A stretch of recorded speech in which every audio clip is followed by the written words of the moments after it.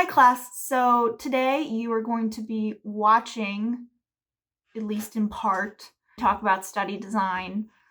Unfortunately, I don't have video. Yeah, bye, sorry. Now next, we've got the correlational research method. This is a research technique that focuses on establishing relationships between variables by measuring those variables as they occur naturally in a sample. There's no manipulation of them, there's no contriving a situation or running an experiment, you're just observing. I'm going to show you some scatter plots on how to plot these relationships. It's a chart on which each point represents an individual score on two variables. And we can quantify how strongly they're associated with a correlation coefficient. You're going to cover this in your stats class in a lot more detail, but the basic idea is it's a standard metric that reflects the strength and direction of that relationship between two variables. So you can compare it across different measures. So you can see if the association between like height and intelligence is stronger or weaker than the association between height and weight. Spoiler, height and weight are more strongly correlated. So here is a scatter plot illustrating different levels of correlation. Here we have a correlation of negative, essentially 1. It's a very steep, tight, compact line going downwards. The closer this number gets to 0, the less tight the cluster of data is. It's still got the same kind of direction, but it spreads out. The same case applies in the positive direction, where an increase in one is associated with an increase in another. And this is just a metric to quantify those relationships. And if you see a correlation of 1 or something close to 1, honestly, you should be suspicious, because that only happens when you're measuring the same thing using two different types of scales. Like height in feet versus meters. It's going to have a really high correlation. We're jumping back to that study on power and interpersonal sensitivity. We have a measure of power and a measure of interpersonal sensitivity, and we plot them and we see that there is an association. It's 0.25. So we've got a nice line in between the middle, but the points are pretty spread out. They're in a positive direction. Increases in power associated with increases in sensitivity, but it's not super tight. You've got this super low power guy here and low sensitivity, but you also have this pretty high power person over here. It's almost the same level of sensitivity. So it's not a great, super strong relationship, but it's decent. Now, both of these methods attempt to assess the relationship between two variables. The statistics of these groups are interchangeable. So in theory, you can convert like an F-test to a correlation and back and forth. So these are comparable, which I think is nice.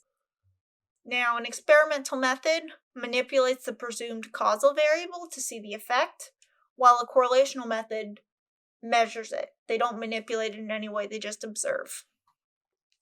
There are different levels of strength in these studies. With a randomized experiment, it's the only type of study that strongly supports causal inference. So two things can be related, but they don't have to be causally linked. It could be that A causes B or B causes A, or that something causes both A and B.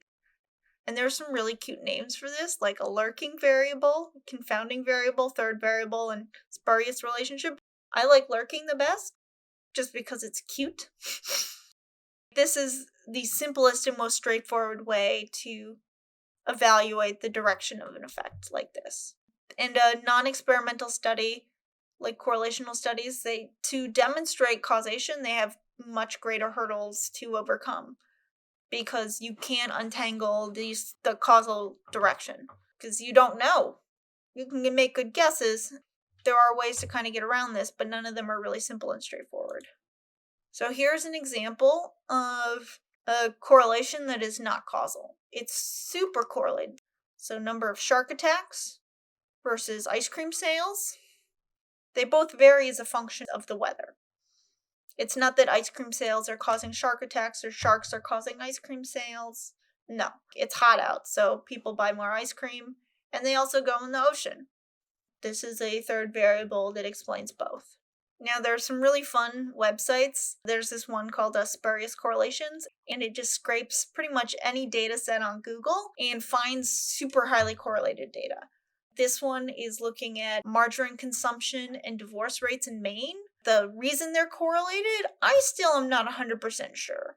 My guess is it's something about economic quality, but part of it is just chance alone. There are enough pieces of data out there that you can find one that correlates. There's a lot of ones on this website, like linking Nicolas Cage to various natural disasters. I think the author has a strong opinion. I recommend you check them out. They're fun, and they give you a better sense of what correlational studies are up against. There are complications with experiments. There can be uncertainty about what you actually manipulated.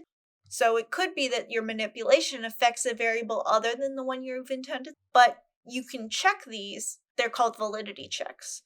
You can also create unlikely or impossible levels of a variable, so you could make a manipulation that's so extreme, like Milgram study. A lot of people would argue is so extreme that it's never going to be useful, like outside of the lab, because no one is going to be put in the situation where they're demanded to shock someone across the room.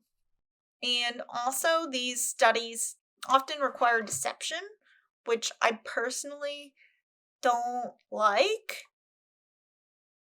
just from an ethical and consent standpoint. And moreover, the studies that you might be really interested in doing might not be possible. This is especially true for personality. Experiments are rarely used in personality because it's really hard to manipulate someone's personality trait to see if it causes other things. There are some experiments that do this, but not a lot, because it's not really reasonable. Like the same thing with intelligence research. You can't really ethically make someone's level of intelligence change. I mean, you can make them dumber, but usually that's not reversible. So obviously you don't do it. But my point is that it's not, experiments are always better. Sometimes they're just not possible, which is probably why I don't run a lot of them. But that's it for this video. You'll see me in the next one. So see ya. That's it for this one. I'm just going to cut it here and hope it works.